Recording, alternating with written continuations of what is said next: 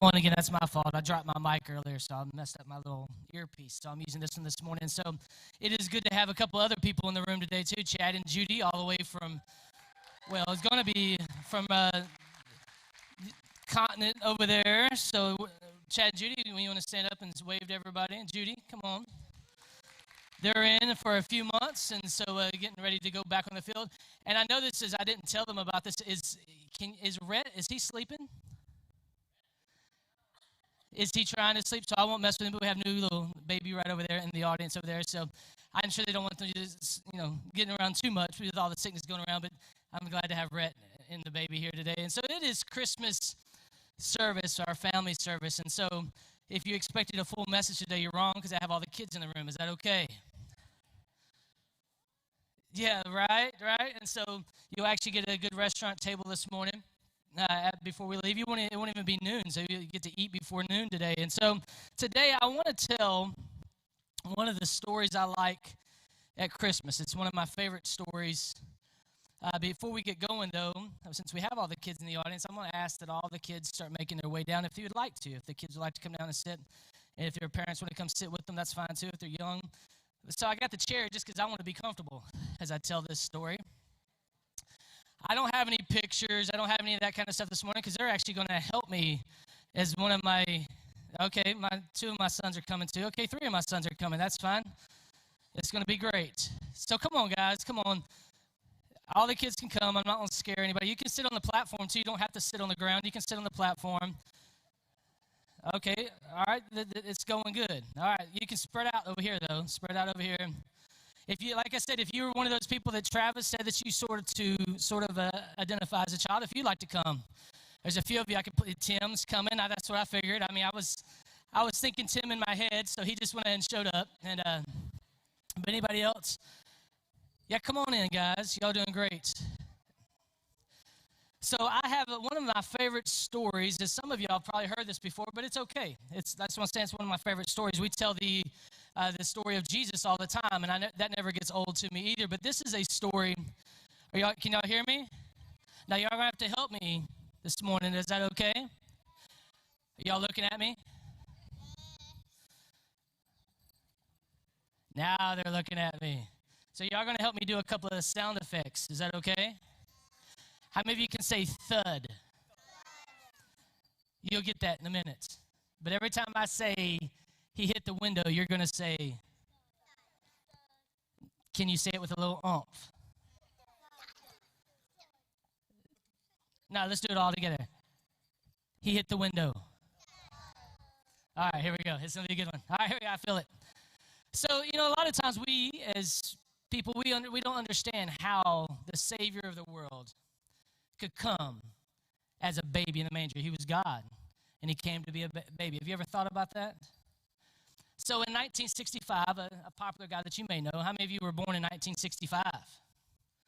Some of you don't want to raise your hands, but I see you. There's a guy named Paul Harvey that told a story about the birds. And I love this story. I listen to it every year. But in 1965, a guy named Paul Harvey told this story. It's about a man who had he didn't really believe that God himself would come walk on the earth. He didn't believe that. He wasn't a bad man. He loved his family. He loved every part of his family. He loved buying gifts for his kids. He was a great husband. But he could not get in his mind, even though he had heard all the stories about Jesus coming down and being born and laying in a manger, he could not believe that in his mind. And so every Christmas Eve, his wife and his kids always went to the Christmas Eve service. They always went to the Christmas Eve service like we're going to have on Tuesday night. But they always went, and he stayed home and he read the paper. How many of you know what a paper is anymore? He read his iPad. Okay, is that better? He read his iPad. And so he was scrolling through there, looking at Facebook or whatever they do. Snapchat, I don't know if he had Snapchat, but you know what I'm saying. But he was looking through all that kind of stuff. And as he was sitting by the fire, relaxing, as his kids and his wife had left that day, all of a sudden he kept hearing this something hit the window. That was a little weak. He heard something hit the window. That's what it was. And he's like, what could that be? So he just sort of ignored it for a couple times. But then again, he heard something hit the window. Thud. And he said, what could that be? And you know how your dad is. If something happens, they get right up and check on it. Is that right?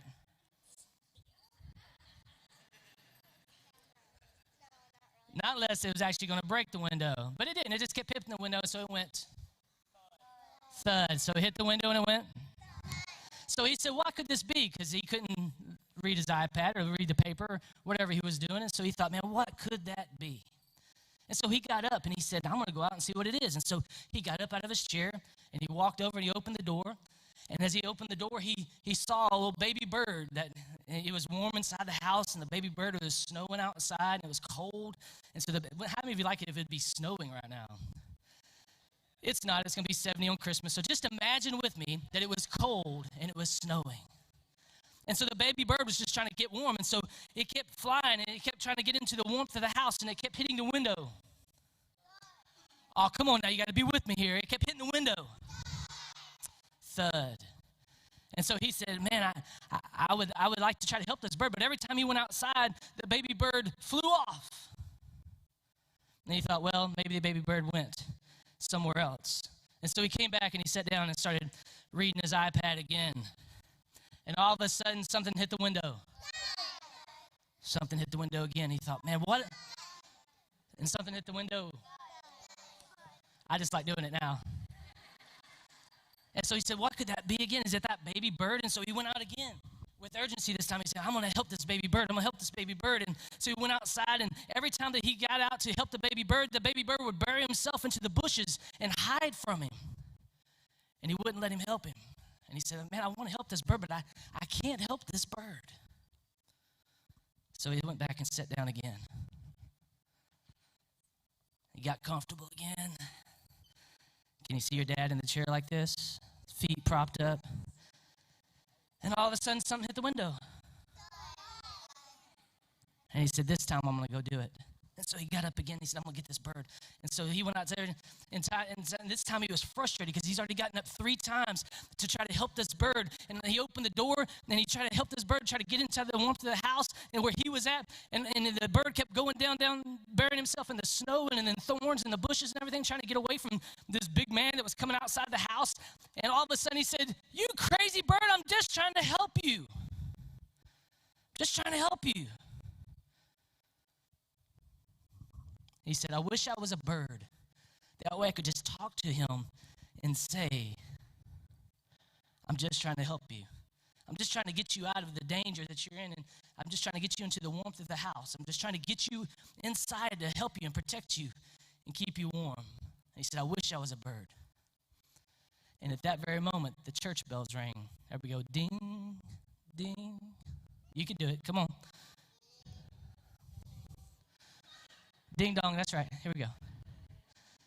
And he said, I wish I was a bird. And when the church bells started ringing, now listen to me.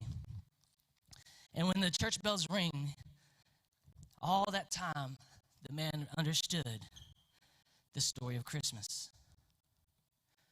Because just like that man wanted to help the bird, how many of you would want to help the bird? Just like the man wanted to help the bird, that's the reason Jesus came to the earth. Because he wanted to help us. And people had heard stories about Jesus, but they never understood who Jesus was. And he said, you know what? I'm going to come down on the earth, and I'm going to become a human, just like me and you. And I'm going to talk to them through my word, through my Bible. I'm going to speak to them. I'm going to tell them stories that way they'll know that I want to be with them, help them, protect them, keep them warm. That's the reason Jesus came That's the reason Jesus came as a baby, lying in a manger, so he could talk to us just like I'm talking to you. Is that cool?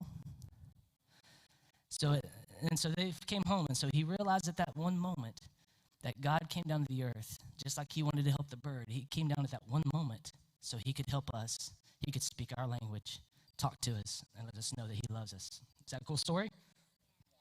All right, y'all go be seated real quick.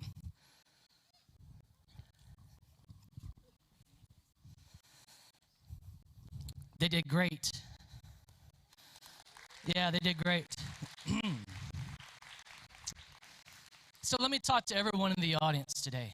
That's a simple story. If you saw last week's message, it was a very simple illustration too. The question I'm asking all of you as adults, as we talked to the kids just now about the reason Jesus came, is so he could talk to us clearly, so he would know our language. I mean, you know, Jesus knows your language. There's been many times in my life where I didn't know if anybody could talk to me in the situation I was in, but he knew exactly what to say and how to say it. But there's some times in our life, I'm going to keep it brief this morning, there's some times in our life that Jesus is trying to get through to you. He's trying to get through to each one of us, and he's trying to help us. And sometimes there's so many voices in our head that we can't hear his. We can't hear his. And he's trying to get through to you. Some of you in the room today, God's speaking to you right now. Some of you have been watching a movie this week, and God said something to you even through the movie, and he can use anything he wants to through the billboard. Some of you have opened the Word of God, or you heard something on the radio this week, and God's speaking to you. And he's saying, will you let me help you? Will you let me get into your life? Why are you doing this alone? Why are you keeping a distance from me? I'm trying to get involved in your life. That same baby that came down to earth, who did live and who did die, we've been talking about it this morning, wants to live inside of you and speak to you clearly every day. But it's your choice of how you want to receive him today. Emmanuel, what does it mean? God with us. It doesn't mean God from a distance. It doesn't mean God when we just need him. It means even in the bad times, the good times, the times that we're not good, the times that we don't deserve him. It's always Emmanuel, God with us. He doesn't leave us. He doesn't forsake us. He is God with us. He knows exactly where you're at this morning in your situation, from everyone that's from kindergarten on up. He knows exactly where you're at today. You're not alone in what you're walking through. And he came down to prove it. I love that he came down to prove it, because sometimes, God, I'm like, you have no idea what I'm going through. How many of you have ever prayed that? And yet he says, I know exactly what you're going through. I felt the rejection. I felt the loneliness. I felt the pain of losing somebody. I felt so many things in this life. He knows exactly the way you feel. He wanted to be able to understand us as when he's praying even for the Father to us right now, as he's praying to the Father for us right now. He wanted to know and understand. That way when he's praying for us, he says, I've been there, Father, and understand that. Will you help them today?